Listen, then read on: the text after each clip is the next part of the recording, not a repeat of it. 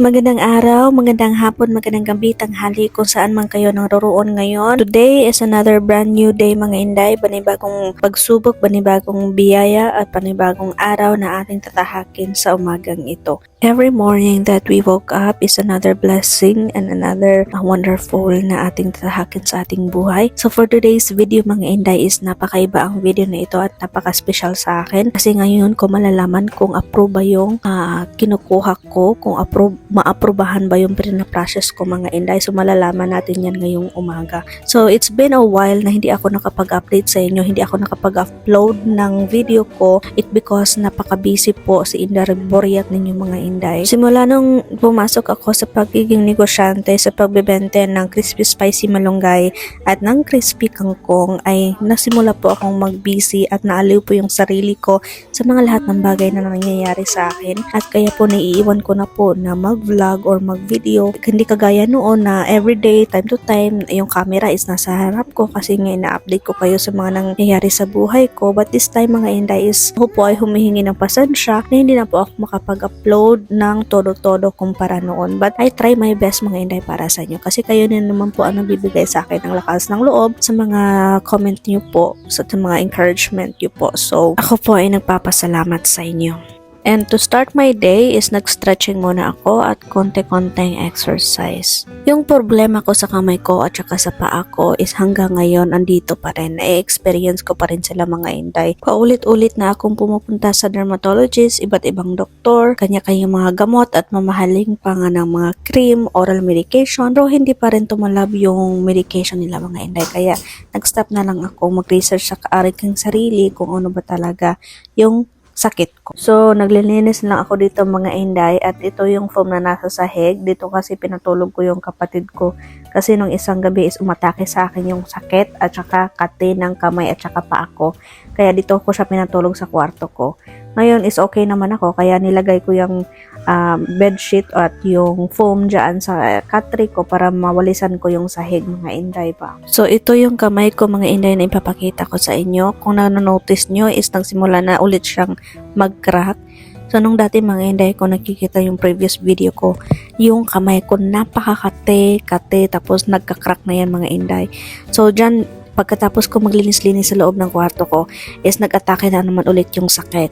So wala akong magawa mga Inday. Sobra talagang sakit na ang sarap-sarap talagang katihin at parang magtulala na lang ako mga Inday sa sobrang kati na pag kinati ko siya na parang ang sarap sa feeling at hindi ko alam kung anong nararamdaman ko basta nakatulala ako sa kati mga Inday. At yung ginagawa ko para kumalma yung kati ng paa at saka kamay ko mga Inday is naglagay ako ng heater dito sa loob ng kwarto ko kasi mag-iinit agad ako ng tubig at isusok ko yung kamay ko sa init na tubig, kamay at saka paa ko mga Inday. Buti na lang, may heater agad dito. Nung isang gabi, umatake yung sakit alauna ng madaling araw, umatake yung sakit at saka kati mga Inday. So buti na lang, may heater talaga. So ito lang talaga yung mainit na tubig ang magpapakalma sa kati ko mga Inday.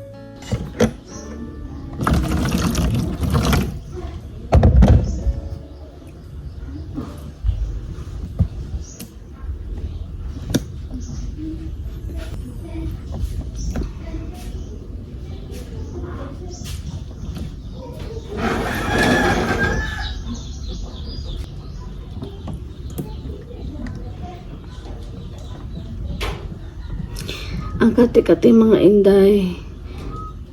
So ito yung muna akong ikabalakan ba kapag magta-travel ako tapos wala akong dalang init na tubig kasi yung init na tubig lang talaga ang magpapa-relief sa akin sa kati ko.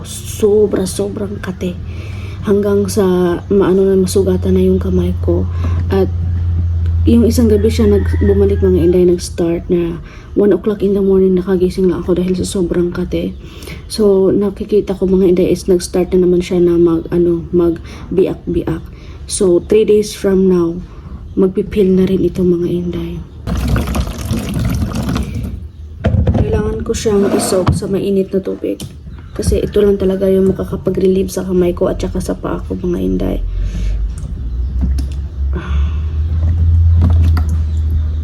Yung problema kong ito is nagsimula siya March. March pa nagsimula tong problema kong ito mga inday. At saka yung nail ko is hindi siya plain. So may kunti siyang dot sa nail ko mga inday. So nag-research ako, tawag dito is nail pitting at as usually mangyayari ito kapag may psoriasis yung tao. So, hindi ko alam kung psoriasis ba yung sa akin or eczema, hindi ko alam. Pero usually sa talaga sa nail pitting mga inday is sa psoriasis. So, nagre-research ako kung kasi 5 doktor na yung pinupuntahan ko mga inday, ang mahal na ng mga gamot ko, yung mga oral medication ko, andito pa nga yung oral medication ko mga inday, oh. Ang dami kong iniinom, oh. Pero nag-stop na ako mga inday kasi feeling ko walang alibyo, feeling ko walang effect sa akin. Tapos nag-worry ako sa kidney ko kapag palagi akong umiinom ng mga medication. Tapos yung cream, ang mahal-mahal din ng cream mga inday. So I'm still hoping na mawala na ito at nagre-research ako, umaabot daw siya ng taon. Yung iba 2 years, 3 years, 5 years bago daw mawala yung sa kanila. And hopefully sa akin mga inday kasi 6 months ko na itong dinadala.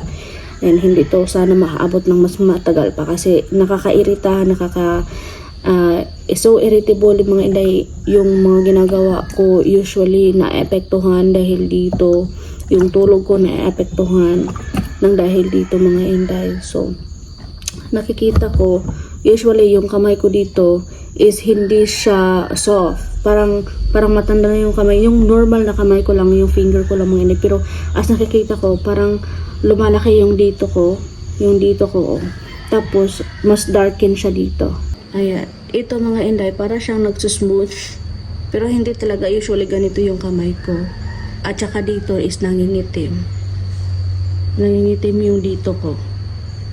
At saka yung mga kuko ko is hindi plain. Siguro makikita ba sa camera? Ayun o, nakikita niyo sa camera. Is parang may mga butoy-butoy. Or ano. So, sa nire-research ko mga inday, kapag may ganito daw is always cut my nail. Talagang napakaliit na ng nail.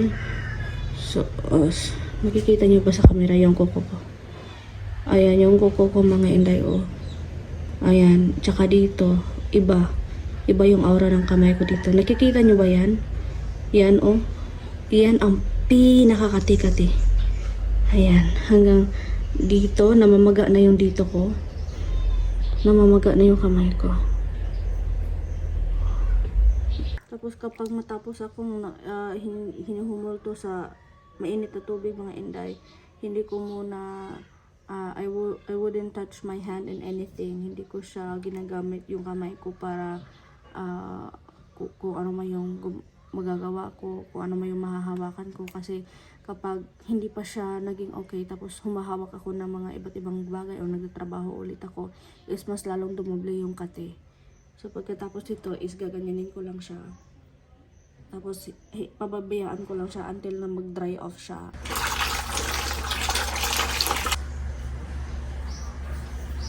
Ito mga inday, namamagana.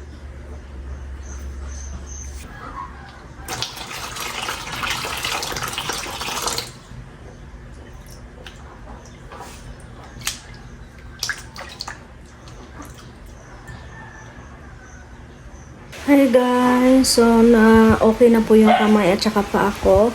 So, hindi lang muna ako naliligo ngayon. At magbibihis na ako para punta tayo sa munisipyo process ng business permit natin. At saka magpapadeliver din ako doon sa mga nag-order sa ating crispy kangkong at saka ng ating malunggay.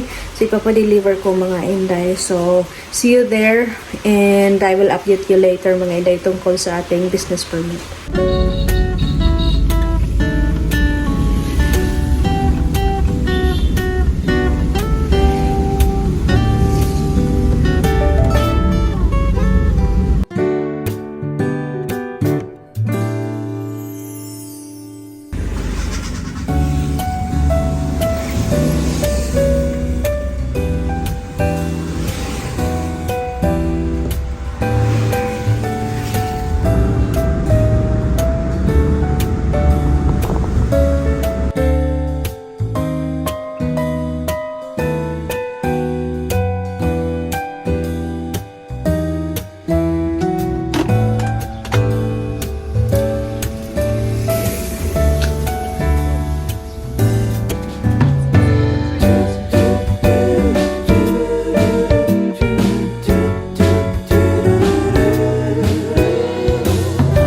pong delivery namin mga Inday is umuabot po siya ng 3 to 5 business days or depende po yan sa location ng inyong area or sa inyong address, at sa katagalan po is umabot po siya ng 7 days, depende rin po sa kalayuan ng inyong area. At dito po nagmumula sa Negros Oriental. So ngayon po is may bagyo, so nadidelayed po yung ibang mga orders mga Inday kasi nga sa bagyo. And let's go na mga Inday, sana ma-approve na yung business permit natin and we'll update you later.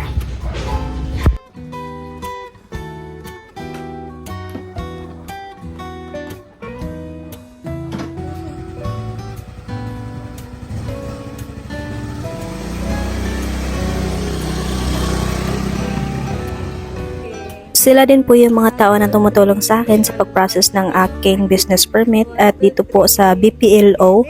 So gusto po lang matry yung product natin na kangkong chips, kaya ayan po sila mga Inday. Approve na ako mga Inday sa business permit. May business permit na tayo.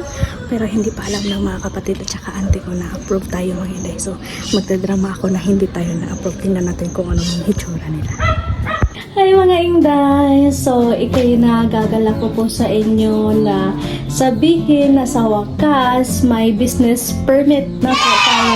Ayan mga Inday, na-approve na po. Andin po yung pangalan ko at saka pangalan ng business ko mga Inday. At ang pangalan po ng business ko is Heart Chips Food.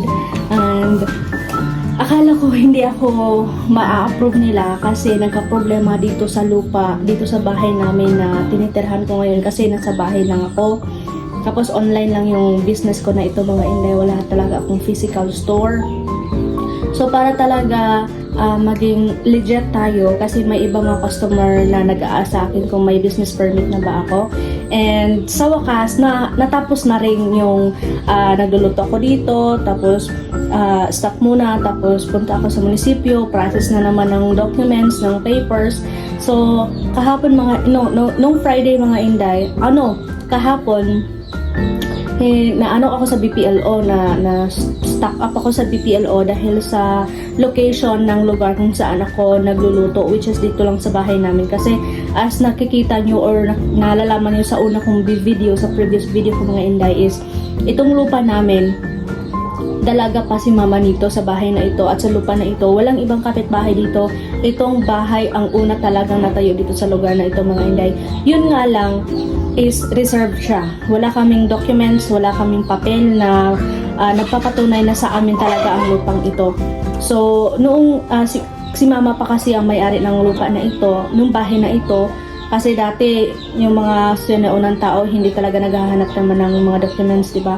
So now mga Inday, gusto kong applyan ito as a memory ng aming mama kasi lahat kami ng mga kakapatid dito dito kami lumaki sa bahay at dito din kami pinanganak sa bahay na ito. So gusto ko sana i-preserve yung bahay na ito mga Inday, pero sabi nila is pwede ko ma-applyan yung bahay na ito pero yung lupa hindi ko pwedeng ma-applyan kasi nga reserve gagamitin sa gobyerno kung sakaling gusto nilang gamitin mga Inday. But really hoping and praying na i-reward na lang sana ito ng gobyerno kasi dito kami lumaki lahat. Kami yung unang bahay dito, kami yung unang family dito mga Inday. Wala pa masyadong mga kapitbahay namin noon. Pero hopefully kasi ipag-pray ko muna or ipag-pray lang namin mga Inday na sana ang memories namin dito kasama ng aming pamilya, kumpleto kami, andito pa si mama, is ma-store lang talaga sa bahay na ito mga Inday. At itong kwarto nila ni mama, pinarenovate ko. So, I'm so thankful na finally, while ako nagluluto, kahit na hindi pa man masyadong malakas yung business ko mga Inday, kasi kakasimula ko pa lang, at least may nag-order sa akin, and thank you, salamat po sa inyong lahat, sa inyong pagsuporta sa akin, sa pagbigay nyo po ng positive feedback regarding my product, regarding my malunggay and my kangkong chips, na murang-mura lang po yung produkto natin mga Inday. Ginawa ko po yan kahit na mura, kahit na nag-uumpisa ako, at ginawa ko po mura para mas marami pong tao na makaka-avail at makaka-benefit sa sustansya ng ating produkto mga Inday. So, alam niyo na malunggay, ang dami-daming nutrients yung malunggay, tinatawag natin yan na superfood. At itong kangkong chips, yun ang mga Inday, no? So, I'm so thankful that sa lahat po nagtatanong kung may business permit ba ako, and yes po. Andito po yung pangalan na business permit, siguro nakatalikod lang yung camera. Tapos, andito po yung pangalan ng product ko, at saka name under me. Ayan, mga Inday. Tapos, kumpleto na po ito, mga Inday. May ano din po ako, may fire safety inspection certificate. Kasi kaninang umaga, pinuntahan ako dito ng taga-engineering.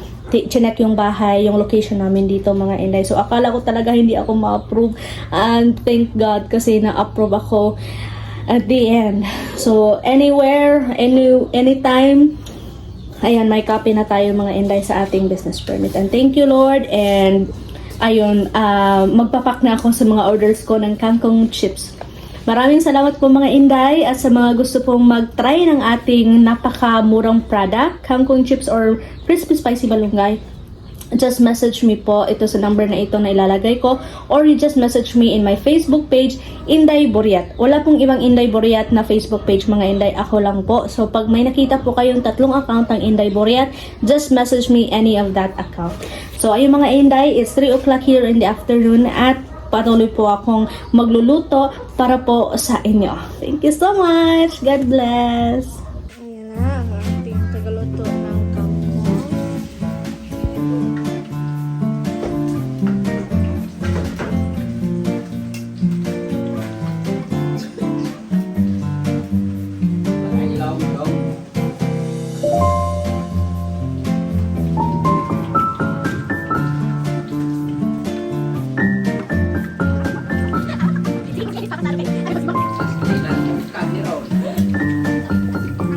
Hi, mga Inday! So, ito po yung kapatid ko at saka si Auntie Lynn ang tumutulong sa atin sa pagluto ng ating kangkong chips. So, sila po yung dalawa ni ate at saka ni Auntie Lynn, mga Inday, ang magluluto ng ating kangkong chips at ako po yung mag-repack.